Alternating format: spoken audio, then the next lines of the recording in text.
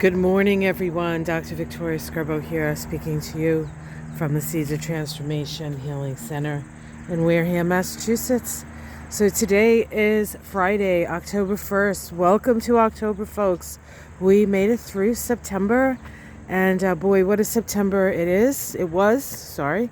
And of course, October has its own magic to unfold before us.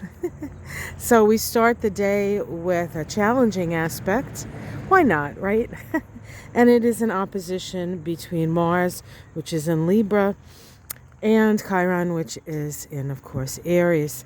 Now, Aries is ruled by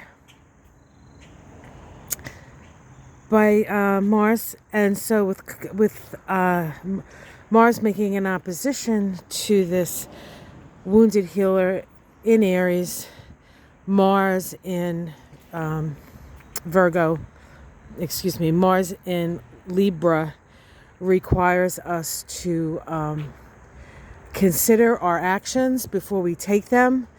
Not a strong suit, especially if you're really wounded within that Aries energy. And remember that folks born in the later 60s and the early 70s are in the midst of their Chiron returns. And so that generation of people are really working on some of the wounds they have around, quite frankly, their even right to exist for some people. But, sometimes it's how do you deal with the anger that you feel, without having it take you over?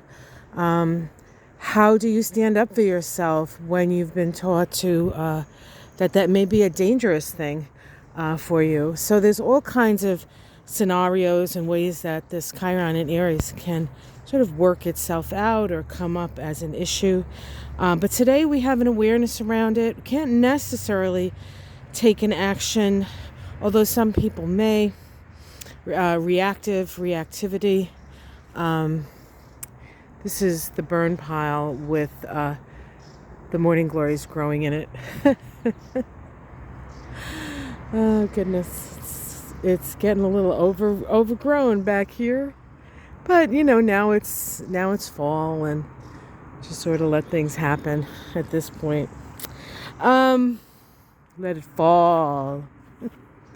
So that's happening today. The moon is in Leo, so it's a very self-expressive moon. We're not going to necessarily hold back our feelings today, so that's also something that needs to be taken into consideration as well. And we do have a last quarter crisis in consciousness square between Pluto and Mercury. And of course, Mercury's retrograde in Libra, so there can be a lot of misunderstandings, especially in relating to one another. So it's that sort of active listening thing that I talked about in previous videos. You say something and the other person says, "This is what I heard you say." And then you go and say, "Well, no, that's not what I said," or "That's not what I meant. This is what I meant." So really sort of getting down to the nitty-gritty in relationship, in conversations like that. And so Libra is the psychology of listening. And so with Mercury retrograde, it's like we have to listen even more closely. And I think it's important at this time to really listen to the people that are talking to us. Especially those people who talk to us on a regular basis and with whom we're frustrated with, because there's obviously something that we are not seeing or they're not seeing. And so it's a good idea to do that. The last quarter square between Pluto and Mercury, we can feel like we're being controlled. We have to think a certain way, and we don't want to think that way. So that can be challenging as well. This is the second of three. The first one actually occurred on September 22nd, when on the equinox, when the sun moved into Libra. So Obviously, dealing with authority, dealing with our own authority, taking responsibility for ourselves. It's one thing to say, you can't tell me what to do, and another thing to just do what you want. This is a point where we have to be responsible. Yes, people can't tell you what to do. You still have to choose the more responsible option. Okay? So that's something to be considered as well. And so it's challenging. It's actually, we start October with a lot of tension, And of course, in, 5 days from now on the 6th, we're going to have that very powerful new moon in Libra. But along with that, we have Pluto changing direction, Pluto stationing direct, and that's always a powerful time. So there is quite a bit of tension, and we do feel the tension, not just from what's going on today, but what's coming up. And there's a lot of stuff coming up. If you're interested to know what's happening in October, I did do an astrology for the first 10 days of October, from October 1st to October 10th, so you can check that out. I put that up, I think, yesterday. And I also did the taroscopes for everybody. And I thought I put them all up, but I left out Virgo, which, thank you, Roberta, for pointing that out to me. I do have it.